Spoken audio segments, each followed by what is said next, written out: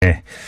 오늘 가장 뜨거운 이슈 가운데 하나가 개헌이었죠. 이 문재인 대통령이 오늘 오전에 헌법자문특별위원회에서 만들어진 개헌안 초안을 보고받았고요. 오는 21일에 이걸 발의하겠다 이렇게 밝혔습니다. 물론 국회가 합의된 안을 만들면 처리하겠다 이런 입장도 함께 내놨는데요. 자, 정치권에서 계속 논란과 공방이 이어졌지만 사실 제자리에서 맴맴 또는 감이 없지 않아 있는데요. 이게 어떤 영향을 미칠지 지금부터 여야 의원 차례로 연결해서 지금은 여당 의원 연결하고요. 잠시 후 3부에서는 야당 의원 연결해서 이에 대한 입장 자세히 한번 들어보도록 하겠습니다. 자, 먼저 여당인 더불어민주당으로 갑니다. 국회 헌법개정 및 정치개혁 특위 참여하고 있는 박주민 의원 연결합니다. 여보세요. 네, 안녕하십니까. 예, 안녕하세요, 위원님.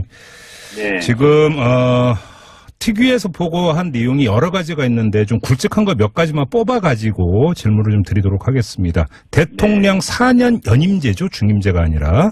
네네네. 이것도 이제 그 당의 입장이라고 봐도 되는 겁니까? 사실 지금 오늘 발표된, 네. 그리고 오늘 보고된 안은 이제 당하고 상의해서 만들었다기보다는, 네. 자문기구에서 만든 안이라고 보시면 됩니다. 예. 그렇지만, 저희 더불어민주당 역시도 4년 연임제를 당론으로 가지고 있습니다. 4년 연임제를 당론으로 가지고 있고요. 4년 연임제로 가야만 되는 이유를 말씀을 해주세요. 4년 연임제는 많은 분들이 하시는 것처럼 이게 권한과 관련된 문제는 아닙니다. 예. 4년 연임제는 핵심이 이제 임기에 관련된 문제인데요. 네네. 사실 5년 단임제가 가지고 있었던 단점들이 있었어요. 첫 번째는 한 번만 하다 보니까 네. 국민에 대해서 책임지는 부분이 약하다라는 평가가 좀 있었고요. 예. 두 번째는 임기가 한 중간 정도 지나가면 벌써부터 레임덕이 시작되더라. 네네. 5년제라고는 하지만 사실상 2년 반제, 3년제 이렇게 네. 불렸었거든요. 예. 그 두 가지 문제를 해소하기 위해서 국민의 선택을 한 번 더 받는 것을 조건으로 해서 연임으로 해보자라는 얘기는 계속 되어 왔었습니다. 그런데 일각에서는 어떤 주장이 있냐면 대한민국 현실에서 다시 말해서 공무원의 독립성이 누가 보더라도 인정할 만큼 구현이 안 된 상황에서 네. 대통령 4년 연임제가 도입이 되면 공무원 줄서기 현상이 더 심해지지 않겠느냐. 그러면서 행정이 왜곡될 수도 있다. 이런 주장도 있지 않습니까? 그런 부분에 대한 우려가 있을 수는 있습니다. 예.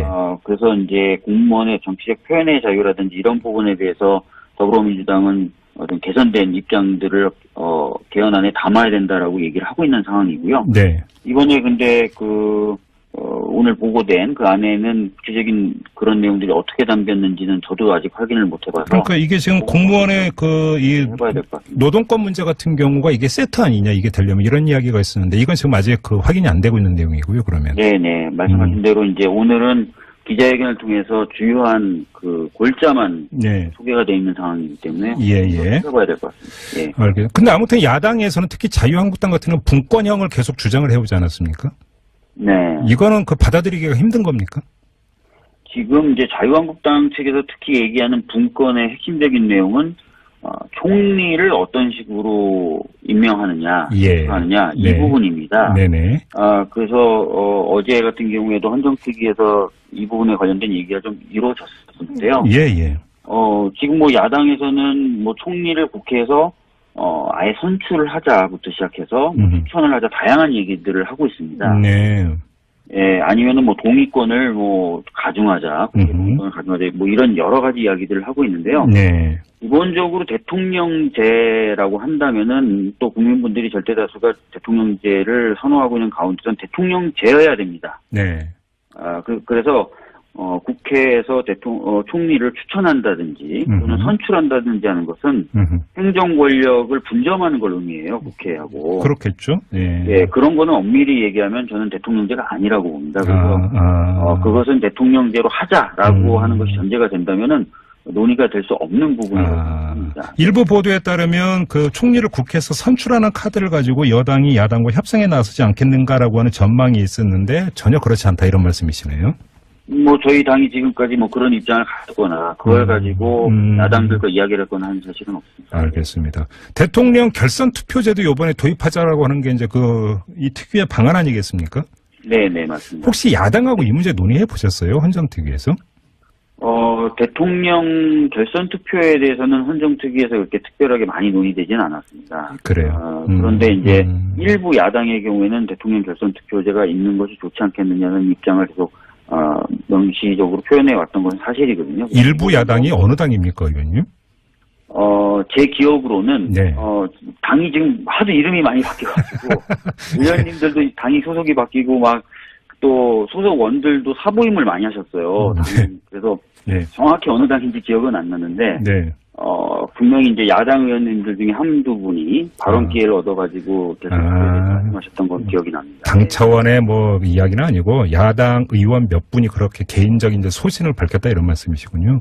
네, 실제로 자유한국당의 경우에는 아직 당론이 없어서요. 네네. 의원님들이 좀 자유로운 상황에서 말씀을 하시기 때문에 이게 당론이라고 받아들이기가 좀 어려운 부분이 있습니다. 알겠습니다. 근데 좀 이것도 어떻게 야당하고 얘기가 좀 잘 진행이 될 수 있겠습니까? 어떻게 보세요? 뭐 이번에 오늘 보고된 결선 투표제 같은 경우요. 예. 결선 투표제나 이런 부분은 사실은 헌정특위뿐만 아니라 전에도 계속 얘기는 되어 왔었거든요. 예. 대통령이 이제 국가의 가장 막중한 책임을 짐에도 불구하고 국민들의 아주 일부분만 대변하는 형태로 지금 선출이 되고 있어서 네. 그 책임성이라든지 대표성을 강화하기 위해서 결선 투표제가 도입이 돼야 된다라는 논의는 계속 있어왔기 때문에 네. 논의하기에 그렇게 어려워 보이진 않습니다. 예. 그 의원님 같은 경우에도 국회의원 소환제는 계속 이제 그 말씀을 해오셨던 그 카드인 걸로 알고 있는데요. 네, 맞습니다. 예. 그 야당 의원들의 반응은 어떻습니까? 야당 의원들은 국회의원 소환제에 대해서 굉장히 반대를 많이 하시죠. 네. 정치적인 오남용이나 이런 부분에 대한 우려를 표하시기도 하고요. 근데 의원님께서 이렇게 앞장서서 주장을 하셨는데 눈총 안 받으셨어요? 사실은 뭐 제가 이 이야기를 하면은 너는 뭐 국회의원 아니냐고 시작해서 이런 얘기도 사석에서 하시죠. 너도 소환될 수 있다 이런 얘기도 많이 하시고요. 그럴 때 뭐라고 하셨어요, 그러면?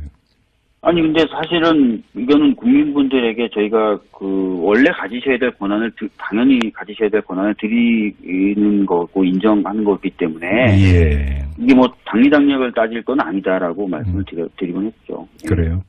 아무튼 이것도 그러니까 상당히 뭐 정서적으로나 뭐 당 입장 차원에서 이제 반대 기류가 상당히 강하다 이런 거잖아요, 정리를 하면. 네, 국회 안에서. 맞습니다. 왜냐면은 이제 뭐 현실적으로도 지역을 다녀보신다거나 하면은 뭐 따가운 눈총을 겪는 분들 경우에는 이 제도가 도입되면 자기의 어떤 정치적 지위나 이런 것들이 현실적으로 위협받을 수 있다고 생각하시는 것 같아요. 그래요. 예. 알겠습니다. 하나만 더 여쭤보겠습니다. 지금 네. 정부 안에서는 헌법 전문에 광주민주화운동, 부마민주항쟁, 그리고 60 민주항쟁을 전문에 포함을 시키되 촛불혁명은 뺀다. 왜냐면 시기적으로 너무 가깝기 때문에 이런 안이 나왔는데요. 이것도 어떻게 좀 야당하고 얘기가 잘 진행이 될 수 있다고 보세요?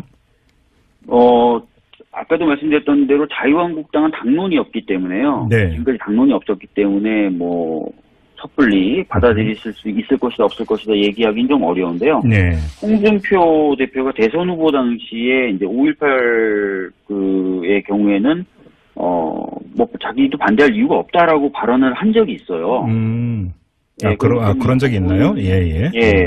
2017년 4월 6일 날 광주 언론사 기자간담회 자리에서 그런 얘기를 했었습니다. 때문에 이 부분은 뭐 그렇게 어렵지 않을 수도 있다라고 보고요. 나머지 부분에 대해서는 뭐 좀 얘기를 해야 되겠지만, 네네. 87년 6월 항쟁 같은 경우에도 사실은 87년에 헌법이 개정될 당시에도 여차라는 얘기가 있다가 그 당시에도 비슷한 이유로 좀 미완이다, 진행되고 있다, 뭐 등등등 이유로 빠진 건데 이제는 30년이 지났으니까 그 당시에도 넣으려고 했었던 거니까 이번에 넣자라고 얘기를 하면은 충분히 명분이 있다고 생각합니다. 알겠습니다. 뭐 지금 이거 말고도 이제 수도 조항도 신설하자 몇 가지 이제 주목할 만한 방안이 있는데 시간 관계에서는 좀 생략을 하고요. 제가 지금 몇 가지를 뽑아서 여쭤본 이유가 지금 국회가 합의를 하지 않으면 문재인 대통령은 이 정부안을 21일에 발의를 하겠다라는 것 아니겠습니까? 맞습니다. 예. 그러면 이제 국회로 넘어오게 되는데 한번 이 점을 여쭤볼게요. 국회 만약에 발의가 돼서 국회로 넘어오면 정부안 가운데 넣고 빼고 해가지고 여야가 다시 합의를 도출할 수 있는 여지가 조금이라도 있습니까? 없습니까, 의원님?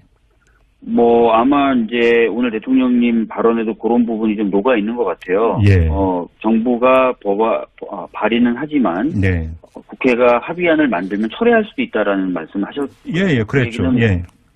정부안을 기준으로 해서 좀 토론과 합의를 거쳐라라는 그 주문일 수도 있고, 예, 수도 있습니다. 그래서 예. 그런 부분에 대한 가능성은 좀 열어둘 필요는 있다고 생각합니다. 아, 그래요. 근데 저희가 이 문제로 이제 그 몇 차례 야당 의원하고 인터뷰를 하면 특히 자유한국당 의원 같은 경우는 가장 네. 큰 문제로 정부 형태, 그러니까 네. 그러니까 권력구조, 대통령 4년 연임제 이거에 대해서 반대 의사를 분명히 밝혔는데요.